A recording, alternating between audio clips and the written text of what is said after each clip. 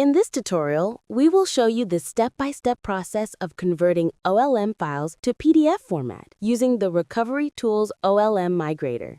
To install our OLM to PDF converter, download it from the link in the video description. After installation, simply launch the software. To begin, click the Next button.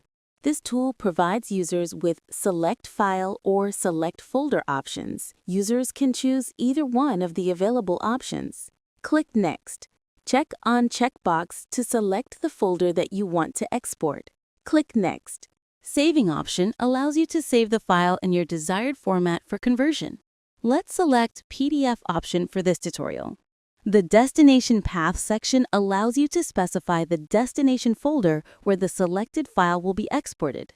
The File Naming option allows users to select a name format for the output file when converting it. Next, simply click the Convert button, and the conversion will begin. Once the conversion is completed, you'll receive a notification indicating that you have successfully converted OLM files. Click OK, and open the destination folder to access the newly converted files.